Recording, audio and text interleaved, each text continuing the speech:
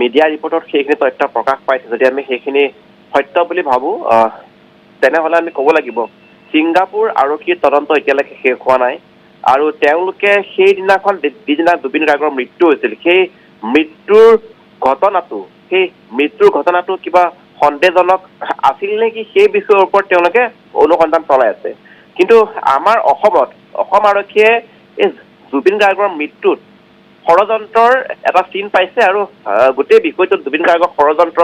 কৰি গুৱাহাটীৰ পৰা আনি ছিংগাপুৰত হত্যা কৰা হ'ল বুলি আৰক্ষী পতিয়ন গৈছে আৰু পতিয়ন গৈ এখন চাৰ্জশ্বিট দাখিল কৰিছে কিন্তু গুৰুত্বপূৰ্ণ কথাটো হৈছে জুবিন গাৰ্গৰ মৃত্যুক লৈ ছিংগাপুৰৰ পৰা যিটো প্ৰতিবেদন বা যিখিনি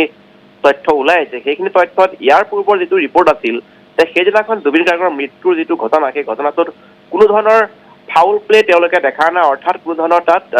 বেআইনী কাম দেখা নাই অৰ্থাৎ জুবিন গাৰ্গৰ মৃত্যুটো এটা দুৰ্ঘটনা বুলিহে তেওঁলোকে সেইখিনি সময়ত পতিয়ন গৈছিল আৰু তেওঁলোকৰ যিসমূহ মেডিকেল ৰিপৰ্ট সেই মেডিকেল ৰিপৰ্টৰ ওপৰত ভিত্তি কৰিও তেওঁলোকে হয়তো সেইটো সিদ্ধান্ত লৈছিল কিন্তু তাৰ পিছতো যিহেতু এই গোটেই বিষয়টোলৈ সমগ্ৰ দেশত এবাৰ আন্তঃৰাষ্ট্ৰীয় পৰ্যায়তো এটা প্ৰতিক্ৰিয়াৰ সৃষ্টি হৈছিল সেয়েহে তেওঁলোকে পুনৰ ঘটনাটো অনুসন্ধান চলাই আছে এতিয়ালৈকে তেওঁলোকে গোচৰটোৰ চাৰ্জশ্বিট দিয়া নাই কিন্তু তেওঁলোকৰ যিটো বিধি সেই বিধি আমাৰ ভাৰতীয় বিধিৰ লগত কিছু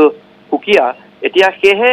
যিহেতু তেওঁলোকে সেই ঘটনাৰ লগত জড়িত যিসকল ব্যক্তি তেওঁলোকৰ কোনো ব্যক্তিকে এতিয়ালৈকে কোনো ধৰণৰ এৰেষ্ট কৰা নাই বা তেওঁলোকক নিয়ম আৰম্ভণিতে যিখিনি সোধপোছ কৰিছে সেইখিনি সোধপোছৰ ওপৰত ভিত্তি কৰি হয়তো গোটেই কেছটো চলাই লৈ গৈ আছে আৰু যেতিয়া কেতিয়াবা কোনো ধৰণৰ সন্দেহ হয় যেতিয়া ষড়যন্ত্ৰমূলক হত্যাৰ এটা গোচৰ হয় তেনেহ'লে সেইখিনি সময়ত যদি কোনো অভিযুক্তক ডিটেইন কৰি সোধপোছ কৰা নহয় তেনেহ'লে হয়তো এই ধৰণৰ ঘটনাৰ কোনো ধৰণৰ উচিত তদন্ত বা উচিত দিশত আগুৱাই নাযায় আৰু আমি জানো আমাৰ অসমত যিটো গোচৰ হৈছে সেইটো গোচৰত 7জন অভিযুক্তক আৰক্ষীয়ে এৰেষ্ট কৰি তেওঁলোকক সোধপোছ কৰিছিলে আৰু সেই ধৰণৰ গোচৰত কাষ্টডিয়েল ইণ্টাৰগেশ্যন বহুতেই প্ৰয়োজন আৰু যাৰ বাবে হয়তো মূল যিখিনি অভিযুক্ত শ্যাম কানু মহন্ত সিদ্ধাৰ্থ শৰ্মা শেখৰ গোস্বামী অমিত প্ৰভা মহন্ত এইসকল অভিযুক্তক আৰক্ষীয়ে গ্ৰেপ্তাৰ কৰিছিল আৰু গ্ৰেপ্তাৰ কৰি গোচৰটো আগুৱাই লৈ গৈছিল আৰু তেওঁলোকক কাষ্টডিত ৰাখি সোধপোছ কৰাৰ বাবে হয়তো আৰক্ষীয়ে বহুতো তথ্য লাভ কৰিছে আৰু সেইখিনি তথ্যৰ ওপৰত ভিত্তি কৰি ইতিমধ্যে চাৰ্জশ্বিট দাখিল কৰিছে এতিয়া যিখন চাৰ্জশ্বিট দাখিল কৰা হৈছে সেইখন চাৰ্জশ্বিট আৰু ছিংগাপুৰ আৰক্ষীৰ যি তদন্ত সেই তদন্ত সম্পূৰ্ণ সুকীয়া কিন্তু গুৰুত্বপূৰ্ণ কথাটো হৈছে এতিয়া দুয়োখন দেশে এই গোচৰটোৰ ইনভেষ্টিগেশ্যনৰ ক্ষেত্ৰত কিছু সহযোগ কৰি আগুৱাব লাগিব আমাৰ ভাৰতত বা অসমত যিখিনি তদন্ত কৰা হৈছে সেইখিনি তদন্ত ইনভেষ্টিগেশ্যনত যে ষড়যন্ত্ৰৰ গোন্ধ পাইছে বা ষড়যন্ত্ৰৰ সন্দেহ কৰিছে সেই বিষয়টোলৈ নিশ্চয়কৈ ছিংগাপুৰ আৰক্ষীৰ লগত যদি এই বিষয়ে গোটেই বিষয়টো যদি শ্বেয়াৰ কৰা হয় তেনেহ'লে হয়তো ছিংগাপুৰ আৰক্ষীয়েও ষড়যন্ত্ৰৰ দিশত সেই গোচৰটো আগুৱাই লৈ যাব এতিয়ালৈকে আমি সেই জুবিন গাৰ্গৰ মৃত্যুৰ গোচৰটো ছিংগাপুৰ আৰক্ষীয়ে কি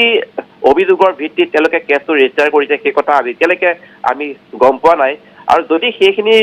ধাৰা বা যিখিনি অভিযোগৰ ভিত্তিত গোচৰটো ৰুজু কৰা হৈছে সেইখিনি যদি আমি ক'ৰবাত নহয় ক'ৰবাত গম পাওঁ তেনেহ'লে আমি গম পাব পাৰিম যে ছিংগাপুৰ আৰক্ষীয়ে কোনটো দিশত গোচৰটো আগুৱাই লৈ গৈ আছে কিন্তু ষড়যন্ত্ৰৰ দিশটো হয়তো ছিংগাপুৰত নোলাব কাৰণ ষড়যন্ত্ৰৰ গোটেই পাৰ্টটো অসমত ৰচা হৈছিল বুলি অসম আৰক্ষীয়ে দাবী কৰিছে আৰু তাৰ ওপৰত ভিত্তি কৰি অভিযোগনামা দিছে মূলতে ছিংগাপুৰ আৰক্ষীয়ে সেইদিনাখন জুবিন গাৰ্গে সাঁতুৰিবলৈ যোৱাৰ সময়ৰ যিখিনি দৃশ্য বা যিখিনি ভিডিঅ' ফুটেজ তেওঁলোকে লাভ কৰিছে বা তাত যিজন নাবিক আছিল ইয়টখনৰ সেই নাবিকজনৰ ভাষ্য বা ছিংগাপুৰৰ যিকেইজন নাগৰিক বা প্ৰবাসী অসমীয়া হওক বা তাৰ যিকেইজন নাগৰিক হওক তেওঁলোকৰ ভাষ্যৰ ওপৰত ভিত্তি কৰি এই গোটেই গোচৰত তেওঁলোকে আগুৱাই লৈ গৈছে তেওঁলোকে কিন্তু সিদ্ধাৰ্থ শৰ্মা শ্যাম কানু মহন্ত বা শেখৰজ্যোতি গোস্বামী অমিত প্ৰভা মহন্তক তেওঁলোকে সেই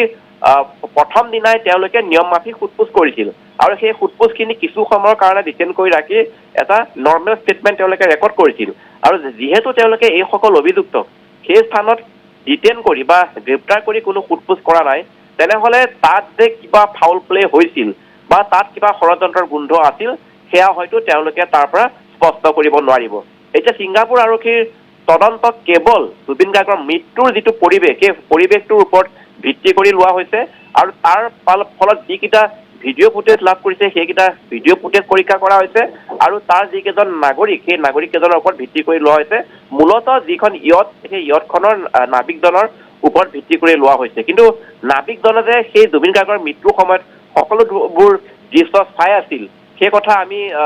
গ্ৰহণ কৰিব নোৱাৰো হয় বা তেওঁ হয়তো ইয়টখনৰ ভিতৰতো সেইখিনি সময়ত বহি থাকিব পাৰে বা তেওঁ হয়তো কোনোবা এটা বেলেগ দিশতো থাকিব পাৰে এনে অৱস্থাত সেইজন নাবিকৰ ভাষ্য অতিকৈ গুৰুত্বপূৰ্ণ কিন্তু তাৰ পিছতো তেওঁৰ ভাষ্যৰ ওপৰত ভিত্তি কৰিয়ে গোটেই গোচৰটো কেতিয়াও নহ'ব আৰু যিহেতু বৰ্তমান অসম আৰক্ষীয়ে ষড়যন্ত্ৰৰ গোন্ধ পাইছে আৰু ষড়যন্ত্ৰ কৰিয়ে জুবিন গাৰ্গক গুৱাহাটীৰ পৰা লৈ যোৱা হৈছিল বুলি কোৱা হৈছে সেই পাৰ্টটো কিন্তু ছিংগাপুৰ আৰক্ষীয়ে স্কিপ কৰিছে বা কৰিবই কাৰণ অসমত কি হৈছে গুৱাহাটীত কি হৈছে সেইখিনি কথা যদি আমাৰ অসম আৰক্ষীয়ে ছিংগাপুৰ আৰক্ষীক অৱগত নকৰে বা তথ্যগতভাৱে নজনায় তেনেহ'লে সেই বিষয়টোক লৈ ছিংগাপুৰ আৰক্ষীয়ে মূৰ নঘমায় আৰু আমি জানো ছিংগাপুৰ এখন টুৰিষ্টৰ কাৰণে এখন অতি গুৰুত্বপূৰ্ণ দেশ সেইখন দেশলৈ কেৱল টুৰিজিমৰ ওপৰত ভিত্তি কৰি তেওঁলোকৰ মূল যিটো আৰ্থিক অৱস্থা সেই আৰ্থিক অৱস্থা চলি আছে এনে অৱস্থাত ছিংগাপুৰ আৰক্ষীয়েও হয়তো কেতিয়াও যে কোনোবা টুৰিষ্টক ছিংগাপুৰত গৈ হত্যা কৰা হ'ল সেই ধৰণৰ এংগুলত তেওঁলোকে কেতিয়াও ইনভেষ্টিগেশ্যন আগবঢ়াই নিনিব আৰু সেয়েহে এই গোটেই বিষয়টোক লৈ যদি কংক্ৰিট কোনো এভিডেন্স ছিংগাপুৰ আৰক্ষী নাপায় যদি হত্যা কৰা হৈছে বুলি মূলতঃ পোনপটীয়াকৈ হত্যা কৰা হৈছে বুলি বা কোনোবা এজন ব্যক্তিক পানীত পেলাই দিয়া হৈছে বুলি বা তেওঁক হাত ভৰি বান্ধি পানীত পেলাই দিয়া হৈছে সেই ধৰণৰ তথ্য নাপালে ছিংগাপুৰ আৰক্ষীয়ে এইটো গোচৰ হত্যাকাণ্ডৰ হিচাপে এংগুলত তেওঁলোকে লৈ নাযায় কিন্তু আমি জানো যে জুবিন গাৰ্গক ষড়যন্ত্ৰমূলকভাৱে নিচা খুৱাই মদ খুৱাই ৰাতি শুবলৈ নিদি আৰু এজন অসুখীয়া ব্যক্তিক গুৱাহাটী বা ছিংগাপুৰলৈ নি যি ধৰণৰ এটা পৰিস্থিতিত তেওঁক তাত ৰাখি পাছদিনাখন ইয়ট পাৰ্টিলৈ লৈ গৈছিলে সেই বিষয়টোৰ পৰা নিশ্চয়কৈ ছিংগাপুৰ আৰক্ষী বহুতো দূৰত আছে সেয়ে ছিংগাপুৰ আৰক্ষীয়ে যদি এই গোটেই বিষয়টোক লৈ তেওঁলোকে কোনো ফাউল প্লে দেখাও নাই তেনেহ'লে কিন্তু আমি একেমুখে ক'ব নোৱাৰো যে জুবিন গাৰ্গক